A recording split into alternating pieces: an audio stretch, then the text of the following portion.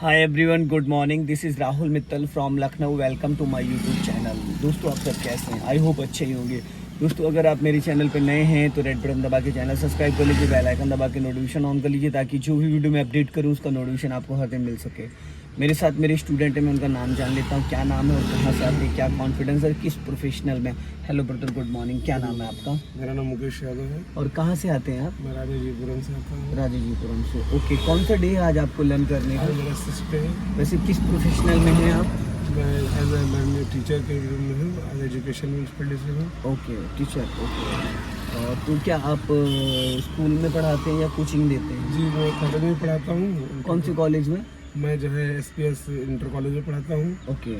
और जो afternoon 12 o'clock के बाद मैं जो है नीट की कोचिंग कराता हूँ। नीट की कोचिंग कराते हैं बच्चों को। तो दोस्तों, इनके साथ क्या प्रॉब्लम आ रही है वो मैं आपको शेयर करता हूँ कि इनको चलाने में कहाँ पे आपको दिक्कत आ रही है। चलाने में कॉन्फिडेंस ठीक है, 50% कॉन्फिडेंस, लेकिन जो क्लच का है थोड़ा सा रोल, वो भी क्लच का एक्चुअल में मेन क्लच का ही रोल होता है। कार को फर्स्ट गियर में उठाना, कार को फर्स्ट गियर में रोकना, कार में जर्किंग नहीं आना चाहिए, कार को मूव करते टाइम कार में झटका नहीं होना चाहिए, कार को रोकते टाइम क्लच ब्रेक का मैचिंग होना चाहिए। ये ज़्यादातर न्यू बिगिनर के साथ दिक्कत आती है, ठीक है, क्योंकि सारा खेल जो है वो क्लच का है। अगर हमने क्लच को टाइम पे कंट्रोल कर लिया तो क्या हमारी कार का इंजन बंद होगा? नहीं होगा। 90% क्या होता है न्यू बिगिनर्स के साथ, वो ब्रेक ज़्यादा लगा देते हैं और क्लच बाद में दबाते हैं। पर फर्स्ट और सेकंड गियर में क्या हमें ब्रेक की ज़्यादा नीड है या क्लच की? क्लच की ज़्यादा नीड है, क्योंकि हम अगर फर्स्ट और सेकंड गियर में कार को स्टॉप करना चाहते हैं प्रॉपर तरीके से 10 to 20 मीटर का डिस्टेंस है, तो हम बिना ब्रेक के ही कार को रोक सकते हैं। जब हम 10 मीटर पहले पूरा क्लच दबा लेंगे, गाड़ी की स्पीड 10 माइनस थी, तो ऑटोमेटिकली वो जाके 10 मीटर के अराउंड ही कार आपकी स्टॉप हो जाएगी, तो वहाँ ब्रेक लगाने की ज़रूरत नहीं है। लेकिन अब हमें क्लच यूज़ कैसे करना है? होता है क्या है ना कि कुछ लोगों को लगता है कि हमने पूरा क्लच दबाया, पर एक्चुअल में क्या क्लच दबा होता है? आपके साथ भी यही दिक्कत आ रही है कि आपको लगता है कि आपने पूरा क्लच दबा दिया, बट रियल में जो रियलिटी वो क्या होती है कि क्लच आपका 50 से 60% ही दबा होता है, जिसकी वजह से कार का इंजन एक्टिव रहता है और आप लगा देते हो ब्रेक, जिसकी वजह से इंजन बुझ जाता है। तो अगर हम पूरा क्लच दबाएंगे तो कैसे हमें पता चलेगा कि हमारी कार का पूरा क्लच दबा या नहीं दबा? आज मैं एकदम सटीक जजमेंट 2-3 पैटर्न आपको बताऊंगा तरीके, उससे आपकी ये चीज़ क्लियर हो जाएगी। सबसे पहले तो आप अपनी सीट एडजस्ट करो, राइट वाला हाथ ऊपर रखो, राइट वाला हाथ, और लेफ्ट हैंड से ये रॉड, ये पैर इधर खिसकाओ, अब इधर से रॉड उठाओ। हाँ, बस अब आसानी से सीट आगे हो गई। अब आप राइट हैंड से अगर रॉड उठाते हो तो क्या होती है? नहीं होती है। अब क्लच को कम से कम 3-4 बार दबाओ और छोड़ो। देखो आपकी हाइट सही है, ये ज्यादा सीट आगे हो गई है, आगे थोड़ी ज्यादा आगे हो गई, उसको हल्की सी पीछे कर लो। हाँ, अब क्लच को दबा के देखो। क्लच को जब दबाओगे ना तो भी आपकी एड़ी हवा में नहीं आनी चाहिए, जब रिलीज करोगे तो भी एड़ी आपकी हवा में नहीं आनी चाहिए, ठीक है। इसको थोड़ा सा ऊपर खींचो, हाँ, और खींचो थोड़ा, बस। हाँ, चलो अब पूरा फुल क्लच दबाओ, पंजे से नहीं, थोड़ा सा पैर पीछे करो, टो से। अंगूठे वाला पॉइंट और अंगूठे के साथ जो फिंगरें हैं उनको चिपका के रखना, गैपिंग नहीं होनी चाहिए। उंगलियों में जब गैपिंग होती है तो अंगूठा अकेला पड़ जाता है, तो वहाँ पे इतना ज़्यादा प्रेशर नहीं आ पाता। जब हम शूज़ पहन के चलाते हैं तो क्या होता है कि प्रेशर बहुत अच्छा दबता है ना। अब दबाओ क्लच पूरा फुल और छोड़ो, एड़ी हवा में नहीं आनी चाहिए, छोड़ना धीरे धीरे और दबाना पूरा एक ही बार में। दबाने के लिए जैसे हम फुटबॉल में किक लगाते पूरा पावर लगा के, उसी तरीके से दबाना है।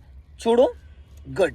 अब राइट वाला पैर ब्रेक पे रखो, ब्रेक पे माय डियर, ब्रेक पे, ये ब्रेक है। अब एक्सेलेटर पे ले जाओ पैर वी शेप में, एड़ी यहाँ पे भी उठनी नहीं चाहिए। हो गया? अब डालिए सीट बेल्ट फटाफट फुर्ती से।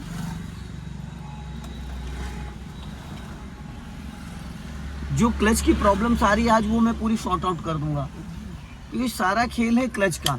अगर हम क्लच सही से नहीं दबा पाते, सही से नहीं रिलीज कर पाते, तो कार का इंजन बार बार बंद होगा। और जब हम ट्रैफिक में होते हैं तो पीछे से लोग हॉर्न देने लगते हैं, वहां पे हम पैनिक हो जाते हैं और गलतियां बार बार होने लगती हैं। अभी क्लच दबा के इंजन को ऑन करो। क्लच दबा के कार को ऑन करते वक्त राइट वाला पैर आपका ब्रेक पे होना कंपलसरी है। इसलिए ब्रेक पे पैर रखना होता है ताकि कहीं गलती से एक्सेलेटर ना पुश हो जाए। कई बार होता है जब हम लेफ्ट वाले पैर से पूरा फुल क्लच दबा रखिए तो राइट वाला पैर भी हमारा मूवमेंट में आ जाता है, तो अगर पैर आपका एक्सेलेटर पे होगा तो बिना बात का एक्सेलेटर दब जाएगा। अब आप डालिए फर्स्ट गियर, गुड। अब हैंड ब्रेक को अनलॉक करो, हैंड ब्रेक लगा हुआ है ना। अब हमें गाड़ी चलानी नहीं है, गाड़ी पे प्रैक्टिस करनी है। 5 से 10 मिनट गाड़ी को रोकना और बढ़ाना इसी डायरेक्शन में, जिस डायरेक्शन में आप हो इसी लाइन में। अब आपका राइट वाला पैर जो ब्रेक पे है, अब आपको छोड़ना है क्लच, और कितना क्लच छोड़ना है वो इंजन डिसाइड करेगा।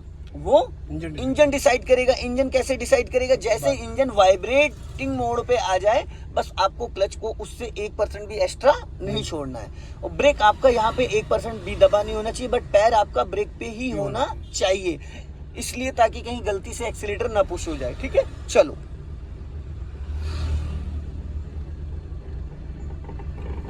बस इससे ज्यादा नहीं। देखो फिर आपने कंटिन्यू छोड़ दिया, फिर वही गलती करी आपने मेरे भाई।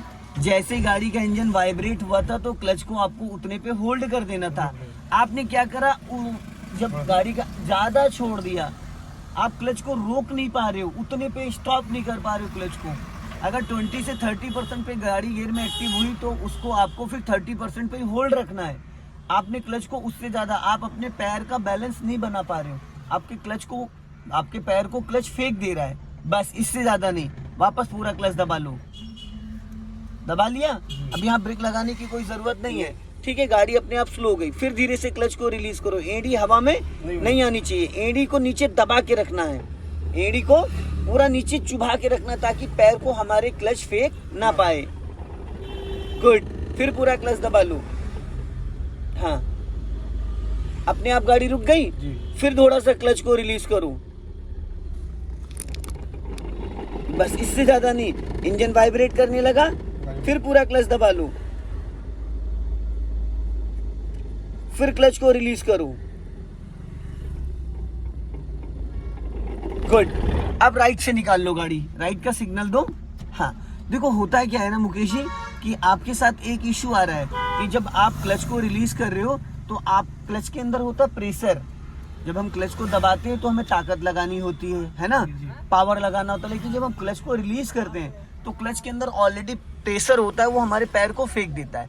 अगर हमने क्लच को सही से नहीं पकड़ा है, सही पॉइंट से नहीं उसको यूज कर रखा है, और हमारे पैर का डायरेक्शन सही नहीं है, तो वो क्लच आपका झटके से ही छूटेगा। आप चाहे जितनी कोशिश करें, वो झटके से ही छूटेगा। लेफ्ट से निकालना, अपनी गाड़ी लेफ्ट लेके आओ, जिसकी वजह से कार का इंजन बंद हो जाता नए लोगों के साथ। अब जो लोग नए होते वो बिना एक्सीलेटर गाड़ी मूव करना चाहते हैं, तो वहां पे क्या होता है कि बिना एक्सीलेटर गाड़ी को मूव करने के लिए क्लच आपका प्रॉपरली इक्वल प्रेशर से रिलीज होना जरूरी है।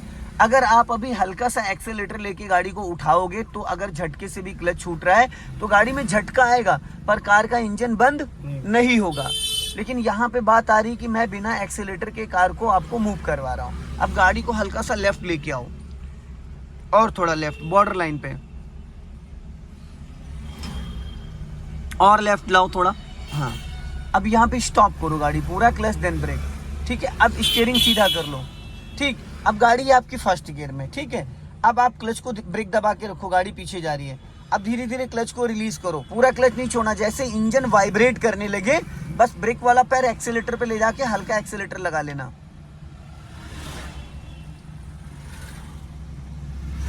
बस अब ब्रेक वाला पैर एक्सीलेटर पे ले जाओ, हल्का एक्सीलेटर लो। बढ़ गई गाड़ी, गाड़ी में झटका आया नहीं आया, क्योंकि यहाँ पे आपने हल्का सा एक्सीलेटर से सपोर्ट ले लिया। एक्सीलेटर से सपोर्ट का मतलब ये हो गया कि 20 से 30% क्लच जब हम रिलीज करते हैं तो गाड़ी हमारी गियर में एक्टिव हो जाती है। इंजन जो है व्हील को घुमाने के लिए रेडी हो जाता है, गियर जो है वो वर्क करने लगता है। तो जब गियर वर्क करने लगता है तो अगर आप एक्सीलेटर नहीं ले रहे तो गाड़ी धीरे धीरे मूव करेगी, है ना, वो अपना बैलेंस बना के। अगर आप वहां पे हल्का सा एक्सीलेटर ले लेते हो, हल्का सा, उतने ही क्लच पे, ना क्लच वापस दबाना है ना वापस रिलीज करना है, उतने ही क्लच पे गाड़ी आपकी मूव कर जाएगी और स्मूथ मूव कर जाएगी। वहां पे ना कार में झटका आएगा और ना कार का इंजन बंद होगा। अभी क्लच पूरी तरीके से रिलीज करो। हाँ, अभी बढ़ाओ स्पीड, एक्सीलेटर करो, थोड़ा सा स्पीड बढ़ाओ। हाँ, अब देखो गाड़ी आपकी फर्स्ट गियर में है। अब राइट वाला पैर ब्रेक पे ले आओ, क्योंकि आगे आ गया स्पीड ब्रेकर। मैं यहाँ पे सेकंड गियर की प्लानिंग करा रहा था, सेकंड गियर डलवाने वाला था, बट आगे देखो 2 डबल स्पीड ब्रेकर आ गए, ये आ गए। अब यहाँ पे अगर आप सेकंड गियर में करते तो गाड़ी को आपको और स्लो करना पड़ता, तो इसलिए अब फर्स्ट गियर में गाड़ी इजीली निकल गई। अब बढ़ाइए स्पीड आप, क्योंकि आपके पीछे भी ट्रैफिक चल रहा है। और इन सारी एक्टिविटीज के दौरान भी आपका मुकेश जी, आपकी जो नजर है वो राइट वाले ORVM में और इस लुकिंग ग्लास में जानी चाहिए, ठीक है। इससे क्या होगा, आपको फ्रंट का तो ऑलरेडी दिख रहा है दूर तक, पर बैक साइड का भी आपको आइडिया रहेगा कि आपके बैक साइड में क्या एक्टिविटीज चल रही, कौन सी गाड़ी, कोई लेफ्ट से ओवरटेक कर रहा है, कोई राइट से ओवरटेक कर रहा है। तो उससे क्या है ना, आप अपने आप को बचा सकते हैं, अपनी गाड़ी को बचा सकते हैं, आने जाने वाले लोगों को भी बचा सकते हैं। अभी मुकेश जी स्पीड मेंटेन करिए। अब हमें सेकंड गियर की प्लानिंग करनी, तो सबसे पहले तो क्लच को रिलीज रखना है। एक चीज का हमेशा ध्यान देना, कभी भी अगर आप एक्सेलेरेटर पुश कर रहे हो तो क्लच 1% भी आपका दबा नहीं होना चाहिए, वरना क्लच प्लेटें खराब हो जाएंगी। 90% न्यू विगनर के साथ 10 to 20% क्लच दबा रहता और वो एक्सेलेरेटर देते हैं। अभी आप अपनी स्पीड बढ़ाइए, स्पीड बढ़ाइए और बढ़ाइए। अब राइट वाला पैर ब्रेक पे लेके और क्लच दबा के सेकंड गियर 12 o'clock पे स्टीयरिंग को भी पकड़ो। आपने 12 o'clock पे स्टीयरिंग को नहीं पकड़ा।